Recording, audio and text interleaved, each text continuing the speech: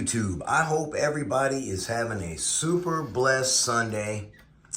I got the car together here just about. I want to show you guys the linkage. That's what this video is about. I've been relaxing today and ordering some parts for my Super Baja Ray over there. So some parts in case I break it and some upgrade parts, and I found the missing piece that was up here that fell off. I think I knocked it off somewhere. I can't find it anywhere. They're all super glued on there, but somehow or another I knocked that one off. Dang klutz! I can't find it. Might have went down in there, actually. I heard something fall when I took the body off first, and I think it went down in there. So anyway, what we're going to be talking about today is the linkage. Everybody has, not everybody I guess, but most people are having a problem with the Taylor Reed engine dragging the linkage across the tank. So I found a solution for you guys. And I just did it because I did a lot of finagling and stuff, and it was just a pain to film. So I just decided to just go ahead and do it and get it all dialed in, and then I'm going to explain to you guys exactly what I did. So if you want to copy this, this is a perfect setup. It works ideal. I'm going to power it up and show y'all. All right, so let's get started. The brake. See right here with the brake? This is a Yamadude linkage. All right. I have modified the Yamadude linkage. I double stop collared it. Okay, and the brake right there, as you can see, what I did with that is I used the HPI spring on there and the little keeper at the end of the spring. So that will actuate the brakes in a nice cushioned fashion. Also, if you notice, and rather than dragging the tank, there is also no dragging on the engine. See right there? Nice and clear of the engine. Plenty of clearance on the Taylor V2.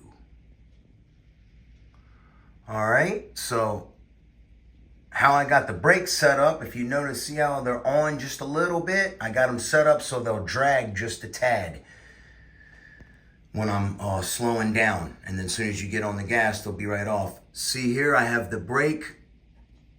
The brake rod is right under here. Okay. See, not too tight. See it? It's just resting right behind the linkage there, the throttle linkage. And how I got this up off the tank is with this setup here, but it still wanted to drag across the tank, guys. So what I did, this is the most critical thing right here. See the arm? Normally, the linkage is all the way down on the very tip point of this carburetor throttle arm, okay? What I did, there's a number on the carburetor, okay? There's a number on the carburetor, 216 on the carburetor arm. You are going to drill a small hole right above that 216, dead center of the arm, and that's where you're going to apply this linkage. Now, what I did here is I removed the long piece that's on this linkage. See, the choke clears everything just fine. This screw is also not lock tightened, so you need to put some Loctite on that. All right. See what I did there? I just stop collared that, and I ran the screw through here and cut it and put. I'll show you over here on the workbench, but you can see right there. See what I did? I run the screw through there. I cut the spacer down behind that to give me some clearance for the screw there. And then I put the nut on the back and backed it up. And that was a tight, solid assembly right there. Okay, then I ran it on down here. I used an aluminum servo horn that I found in my electronics drawer.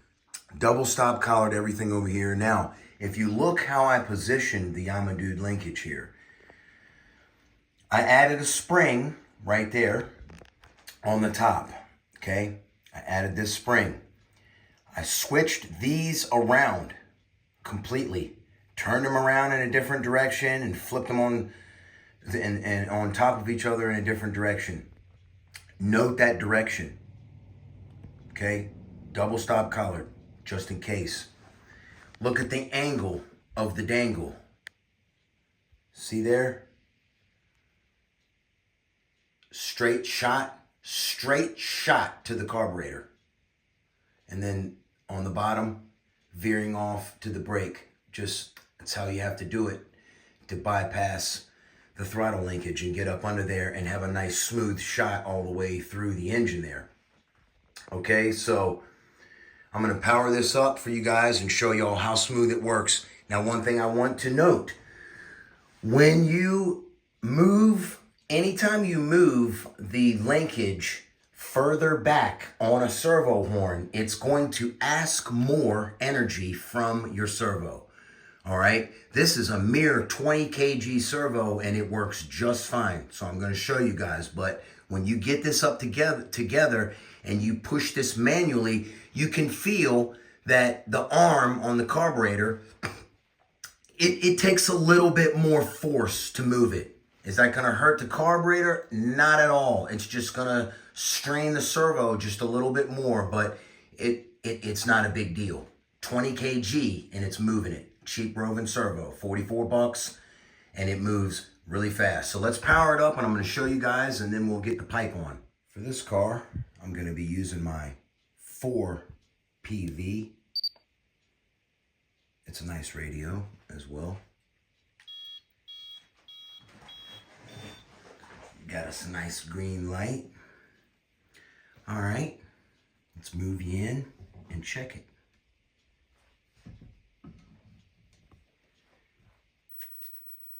See there? Listen how quiet.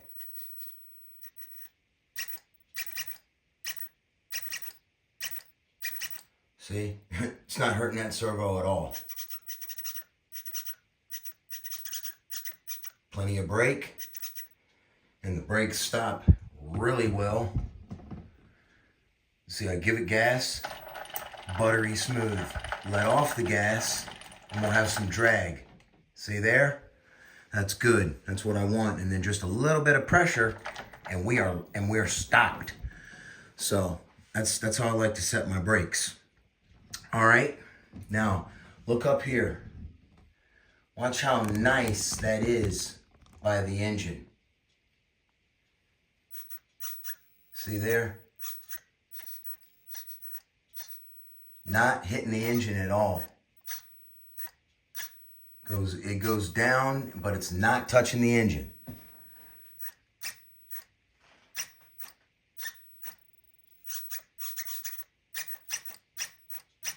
Perfect. Throttle arm closes perfectly.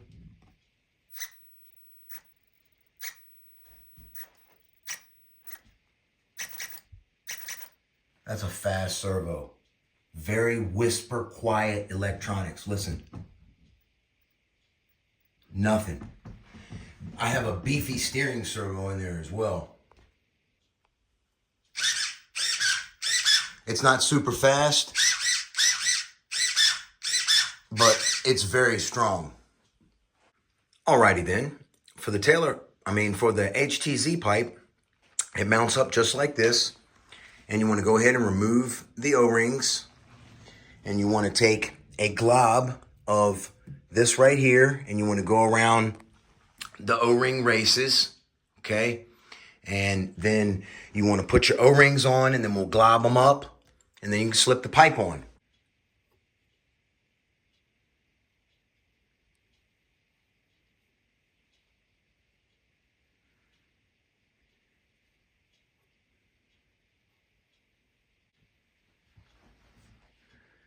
Put the O-rings on. I guess I could have used gloves. Oh well.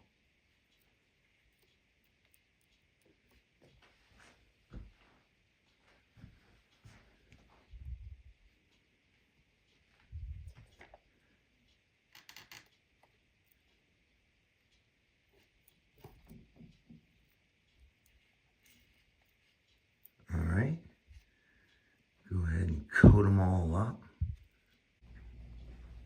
All right, now we can go ahead and install the pipe.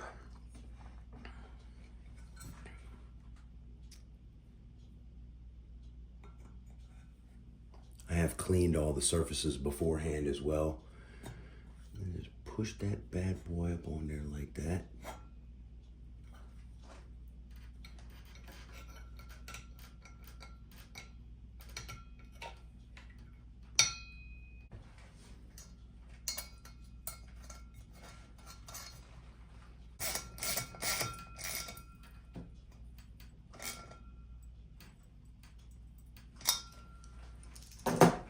All right, put the springs on.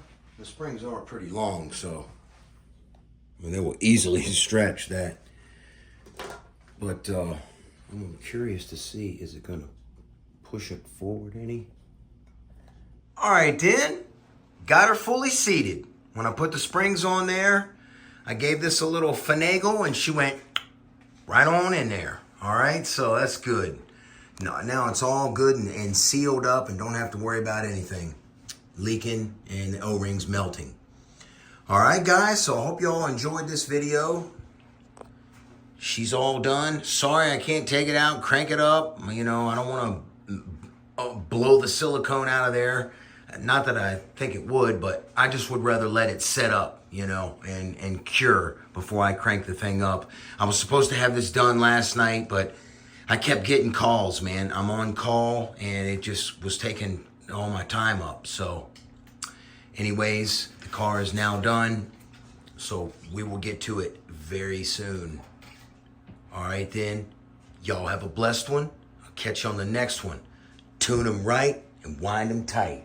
Eastside RC is out.